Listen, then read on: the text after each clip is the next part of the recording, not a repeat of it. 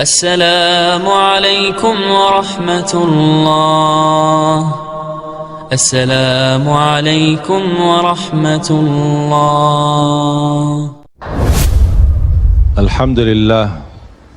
Alhamdulillahi Rabbil Alamin. Allahumma salli ala Sayyidina Muhammad wa ala ali Sayyidina Muhammad. Kita dalam segala urusan dunia mengambil keputusan kita harus bermusyawarah. Tapi kalau dalam hal ibadah tidak semestinya bermusyawarah. Artinya kalau kita mau laksanakan kewajiban kita, masa kita bermusyawarah dulu? Allah Subhanahu wa taala memanggilkan kita untuk menunaikan salat kita 5 waktu, tidak perlu dimusyawarahkan. Kalau kita sudah mendengar hayya 'alas salah, hayya 'alal falah, segera tunaikan kewajiban kita. Kalau kita perhatikan dalam Al-Quran, banyak ayat-ayat yang Allah Subhanahu wa taala ikatkan salat dengan zakat, atau bahasa lain salat dengan infak, sebagaimana firman Allah Subhanahu wa taala di suratul Baqarah, dan saya yakin semuanya hafal. A'udzu billahi minasyaitonir rajim. Bismillahirrahmanirrahim. Alif lam mim. Dzalikal kitabu la raiba fihi hudan lil muttaqin. Alkitab ini petunjuk bagi siapa? Bagi muttaqin. Dan Allah menjelaskan sifat-sifat mereka. Kalau kita ingin meniru mereka, ingin bergabung bersama mereka, ingin menjadi seperti mereka, ikutilah penjelasan Al-Quran. Siapa sih al-muttaqin ini?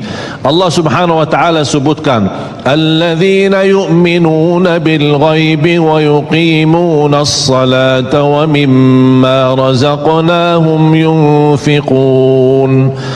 Mereka adalah yang beriman tentang ghaib. Apa yang gaib? Allah, malaikat, jannah, surga, neraka, segala sesuatu yang gaib mereka percaya, walaupun mereka tidak melihat dengan mata sendiri. Dan sifat mereka alladzina yuqimuna as-salah. Beda artinya yuqimuna as-salah sama yusallun. Ada orang hanya kerjakan salat, tapi ada orang mendirikan salat. Ada 2 orang salat di saf pertama, sama-sama ruku', sama-sama sujud, sama-sama membaca Al-Quran, tetapi satu diterima oleh Allah, satu tidak diterima oleh Allah. Apa persoalannya? Karena satu menghadap Allah dengan hatinya, dan satu hanya menghadap Allah dengan fisik badannya.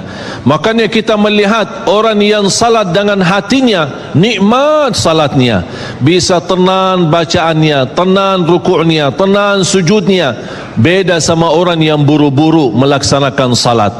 Saya pernah masuk satu masjid, habis saya tahiyatul masjid duduk. Saya melihat seorang baru masuk dan juga tahiyatul masjid. Saya melihat gerakan salatnya, subhanallah, bukan subhanallah, na'udzubillah, luar biasa cepat. Saya hanya menangkapi bacaan gerakan salatnya. Saya baca Al-Fatihah, saya baru selesai waladdallin amin, dengan saya mencuba bagaimana bandingkan bacaan Al-Fatihah dengan salat beliau, dia sudah sampai ke tahiyat, padahal baru saya selesai surat Al-Fatihah. Salat apa ini yang kita kerjakan? Banyak orang-orang berlomba-lomba seolah-olah ada juara, siapa yang paling cepat selesai salat dapat juara 1. Inilah yang terjadi dalam keadaan kita. Makanya kita merasa tidak nikmat salat kita. Yang kita hanya kejar seminar khusyuk dalam salat, latihan khusyuk dalam salat. Sebenarnya Bapak Ibu biar faham, tidak ada perintah dalam Al-Quran memerintahkan salat yang khusyuk. Tidak ada perintah dari Rasul salat yang khusyuk. Salat khusyuk itu apa? Salat yang khusyuk hasil dari salat yang tenang. Allah perintahkan ketenangan dalam salat. Ar-Rasul SAW memerintahkan ketenangan dalam salat.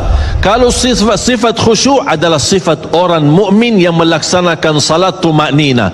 Qad aflahal mu'minun alladzina hum fi salatihim khashi'un. Ketika ada seorang datang ke masjid di zaman Rasulullah sallallahu alaihi wasallam, masuk masjid, tahiyatul masjid, selesai salat dia datang kepada Rasul mau salaman, Rasul tidak menjawab. Bahkan Rasul berkata, salli fa innaka lam tusalli, salatlah karena kamu belum salat. Dia pergi ke depan, salat lagi, selesai balik lagi bertemu Rasul, mau salaman, Rasulullah SAW tidak menjawab. Salli fa innaka lam tusalli, salat dulu karena kamu belum salat. Sampai 3 kali dikasih tahu oleh Rasulullah SAW. Akhirnya orang berkata, mohon maaf ya Rasulullah, saya tidak tahu selain ini salatku. Gimana? Kata Rasulullah SAW, fa idza qumta faqum mutma'inna, kalau berdiri, berdiri tenang, tumaknina. Tumaknina salah satu rukun di dalam salat. Tidak sah salat seorang tanpa Al-Fatihah, betul? Sama tidak sah salat seorang tanpa tumaknina. Baca tenang, rukuk yang tenang, sujud yang tenang, wallahi akan terasa nikmat. Dari hasil ketenangan dan upaya dan ikhtiar kita akan muncullah rasa khusyuk. Karena khusyuk bukan sesuatu yang datang dari luar, tapi khusyuk sudah ada di dalam hati. Tinggal bagaimana cara dikelola, bagaimana bisa dikembangkan cara salat yang tenang.